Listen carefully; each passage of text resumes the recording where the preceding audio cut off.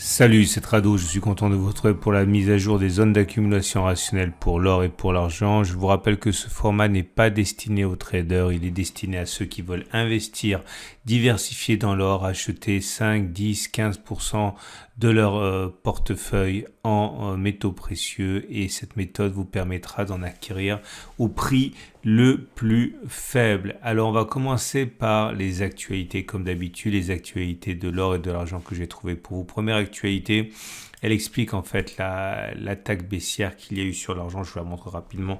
J'ai été interpellé là-dessus depuis 2-3 jours.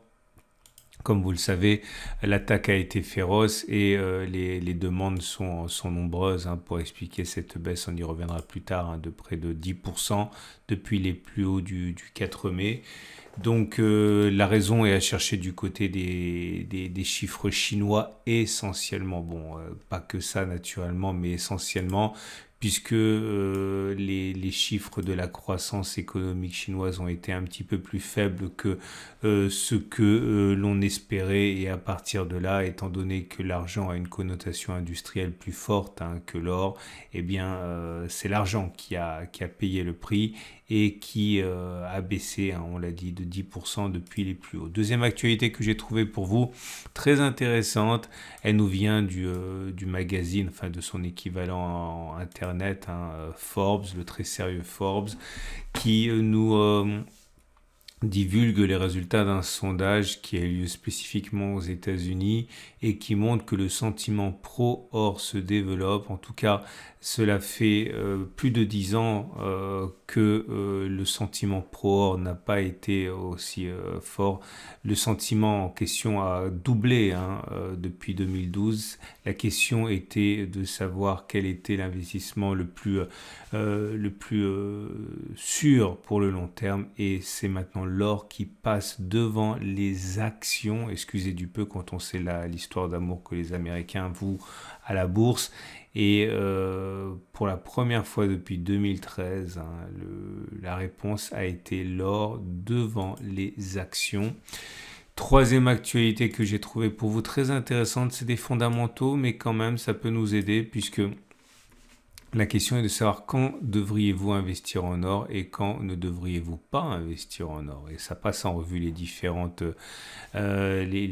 conditions. Donc par exemple pendant les périodes d'inflation, pendant les périodes d'incertitude, lorsque les taux d'intérêt sont bas. Et lorsque vous voulez diversifier votre patrimoine, eh bien vous devriez investir en or. Mais attention, l'investissement en or n'est pas toujours ce qu'il y a de plus logique. Par exemple, les périodes de forte croissance économique, non. Si vous êtes très âgé, non plus. Et si vous avez un revenu, non plus, puisque l'or ne délivre pas de revenus. Et au bout du bout, il faut savoir que lorsque vous pensez qu'il est moment d'acheter pour une raison ou une autre de l'or, eh bien, ne pas oublier que la réalité est telle que beaucoup de conseillers recommandent au moins 10% de vos avoirs en or. Voilà, on va passer maintenant aux zones d'accumulation rationnelle pour l'or et l'argent. Et voilà l'or libellé en euros, toujours dans une tendance de fond haussière, une tendance de long terme haussière également. On est entre deux eaux. Nous n'avons pas encore sollicité cette semaine la zone d'accumulation rationnelle des 18,07, 17,96. Je me suis souvent et plusieurs fois exprimé sur cette zone. C'est une zone qui est intéressante si vous n'avez pas véritablement commencé à accumuler. Maintenant, si c'est le cas, si vous avez déjà commencé à accumuler, vous devez savoir qu'on a quand même eu des zones beaucoup plus intéressantes sur lesquelles accumuler, et il faudrait à mon avis attendre un retour sur les 17,86, 17,83 pour faire les difficiles. Zone de résistance qui a été cassée, qui a changé théoriquement de polarité, qui devrait devenir support. Mais si vous n'avez pas du tout accumulé, la zone des 18,07, 17,96 est intéressante en ce sens qu'elle correspond quand même à une prime par rapport au plus haut de 4 à 5%. Les bougies Aiki-Nashi indiquent que la pression est maintenant du côté de la baisse. Vous voyez, c'est rouge, c'est pas très baissier parce que c'est une bougie rouge avec une mèche haute, mais c'est une bougie rouge quand même, donc ce n'est pas haussier. Et à partir de là, on peut envisager que l'on aille plus bas sur l'or libellé en euros. Prochaine zone d'accumulation rationnelle, 18,07, 17,96 euros l'once pour le dollar. C'est un petit peu différent. Ce sont ce qu'on a déjà touché, une ancienne zone de résistance qui est devenue support. Autrement dit, une zone d'accumulation rationnelle un peu plus intéressante. C'est la zone des 20, 10, 1980 $. Vous voyez, zone de résistance qui a été cassée, qui a changé de polarité, qui est devenue support. On a rebondi, on est reparti, on a inscrit un record historique et maintenant on revient sur la zone d'accumulation rationnelle des 20, 10, 1980. C'est une zone intéressante. La prochaine zone intéressante, plus intéressante encore, est 1961, 1950. Ça correspond à la précédente zone sur laquelle on a accumulé. Mais là aussi, hein, si vous avez accumulé préalablement, vous n'avez pas vraiment besoin de vous précipiter. Au contraire, si vous n'avez pas du tout accumulé d'or et que vous voulez vraiment commencer maintenant petit à petit, c'est une zone intéressante, celle des 20, 10, 280 $ l'once. Zone de, tendance de fond haussière, tendance de long terme haussière, bougie Aiki-Nashi plus que médiocre, hein, vous voyez, c'est rouge.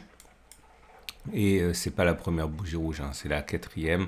Donc la pression baissière se met en place, mais pas une pression baissière horrible, hein, parce que vous avez des bougies rouges, certes, mais avec mèche haute.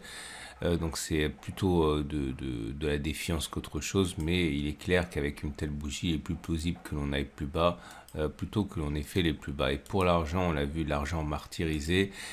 Je vous rappelle que ce format vous est apporté par mon partenaire au coffre Veracash. Au coffre vous permet d'acheter de l'or, des larges d'argent, des platinoïdes, de vous le faire livrer ou de vous le conserver dans un coffre en France ou à l'étranger. Et ensuite, vous pouvez acheter et vendre par l'entremise avec les autres clients au coffre.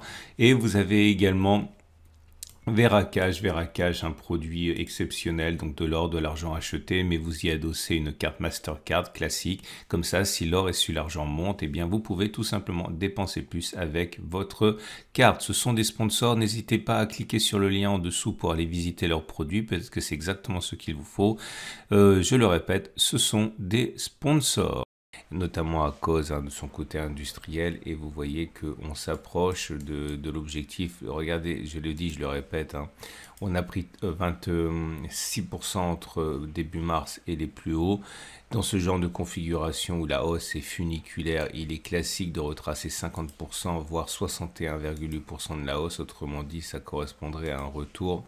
On l'a dit tout ça, hein. Si vous êtes un peu jeune dans mon format, vous comprenez peut-être pas ce que je veux dire, mais si vous êtes plus ancien, vous le savez.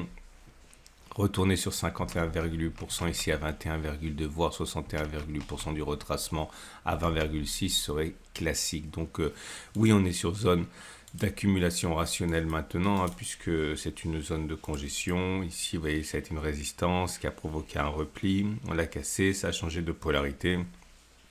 C'est support et donc c'est une zone d'accumulation rationnelle, mais un retour sur le bas de cette zone serait quand même un petit peu plus intéressant. C'est-à-dire une baisse encore de 3,6%. Si on y va, je ne sais pas, toute manière, ce n'est que statistique, hein. Peut-être qu'on va rebondir tout de suite, en ce sens, accumuler un petit peu ici est envisageable. Maintenant, pour ceux qui ont accumulé sur la précédente zone d'accumulation rationnelle, il n'y a pas d'urgence, hein. Attention, la tendance de fond n'est plus haussière. Si on devait clôturer ainsi, on serait en dessous de la M50 qui monte, donc tendance de fond neutre. Par contre, la tendance de long terme est toujours baissière. Je pense qu'on ira plus bas, mais vous l'aurez compris, je n'en sais rien du tout. Pour l'argent libellé en dollars, c'est la même chose. La baisse pourrait se poursuivre pour exactement les mêmes raisons, en mieux ou en pire comme vous voulez, puisque la hausse a été encore plus forte, hein, puisque depuis le 9 mars, on a pris en l'espace de quelques jours, quelques semaines, 31%, complètement déraisonnable. Ce qui implique donc que l'on consolide de manière significative. Je l'ai dit, 50 à 61,2% est un classique. Là, on vient de toucher les 38,2%, 50% c'est là, 61% c'est là, c'est-à-dire 23 à 22,3 serait mieux. On est sur zone d'accumulation rationnelle, on le saura également si on vient chercher la zone bleue des 23, 25, 22,8. La tendance de fond est neutre, la tendance de long terme est haussière et les bougies Aiki-Nashi invitent à se préparer à aller plus bas avec des bougies rouges. Mais attention, des bougies rouges sans mèche haute, autrement dit, ce sont des vraies bougies baissières, hein. C'en est terminé pour ce format court du mercredi. Si vous l'avez aimé, n'oubliez pas de vous abonner au format pour ne pas oublier le format du samedi également. C'est mis à jour 2 fois par semaine. Si vous avez aimé ce format, que ça vous a apporté quelque chose, vous pouvez le liker, ça me fait plaisir. Et vous pouvez également vous abonner au format pour ne pas louper les mises à jour. Je vous souhaite une excellente journée. Vous pouvez retrouver les articles que j'ai mentionnés sur mon site et également trouver sur mon site la bannière pour acheter de l'or avec au coffre avec une prime réduite. Tout ça, vous avez ça en dessous de la vidéo. Excellente semaine, fin de semaine et à samedi pour la mise à jour.